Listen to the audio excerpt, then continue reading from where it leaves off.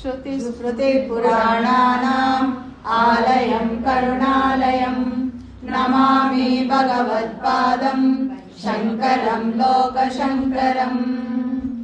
शिवशक्त्या युक्तो यदि भवति शक्तः प्रभवितुं न चेदेवं देवो न खलु कुशलः स्पन्दितुमपि।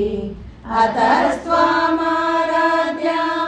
हरिहरविरिञ्चादिभिरपि प्रणन्तुं स्तोतुं वा कथमकृतपुण्यः प्रभवति। चतुर्भिः श्रीकण्ठैः शिवयुवतिभिः पञ्चभिरपि प्रभिन्नाभिः शम्भोः नवभिरपि मूलप्रकृतिभिः। चतुश्चत्वारिंशत् वसुधरकलाशत्रिवलया त्रिरेखाभिः सार्धं तव शरणकोणा परिणता।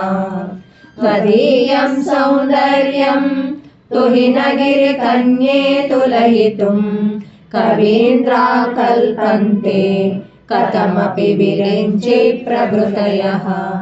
यदा लोकोत्सुक्यात् अमरललना यान्ति मनसा तपोभिर्दृष्ट्वापाम् अपि गिरिशसायुज्य पदवी।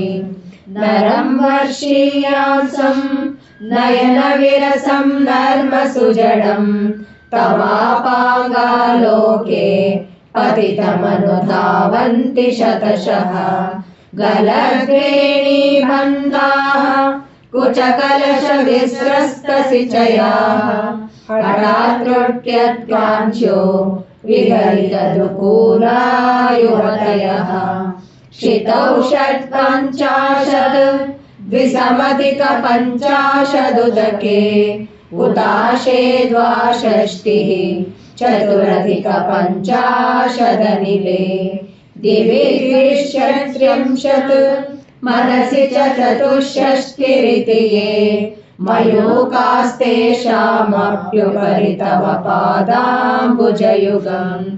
शरज्योत्स्ना शुद्धां शशियुतजटाजूटमकुटां वरत्रासत्राणस्फटिकघटिका पुस्तकतरां। सकृन्नत्वा नत्वा कथमिव सतां सन्निदधते मधुक्षीराद्राक्षा मधुरिमधुरीणा पणितयः। कवीन्द्राणां चेतः कमलमलमलातपरुचिं भजन्ते ये सन्तः कतिचिदरुणामेव भवति।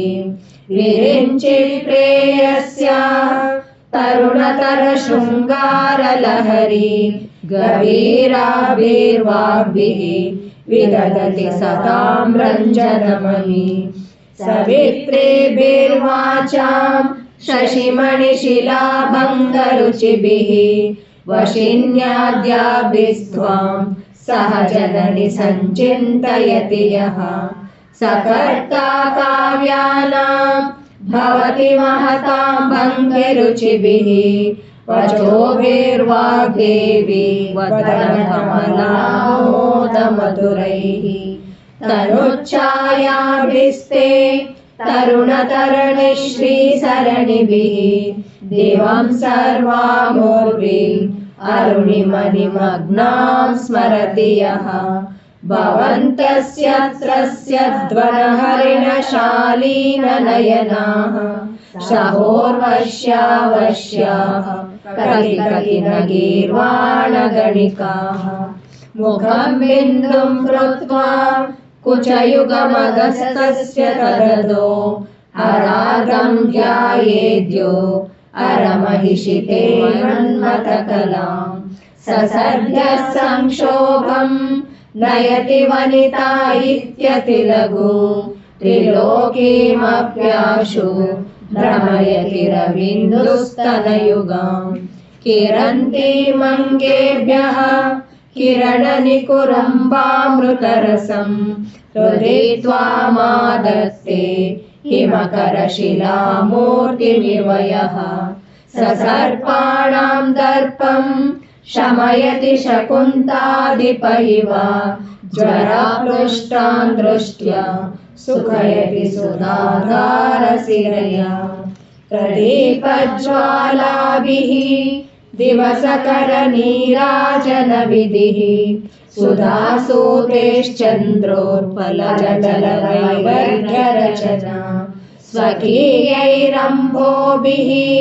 सलिलनिधिसौहित्यकरणं त्वदीयाभिर्वाग्भिः तव जननि वाचां स्तुतिरियं तव जननि वाचां स्तुतिरियं तव जननि वाचां स्तुतिरियम्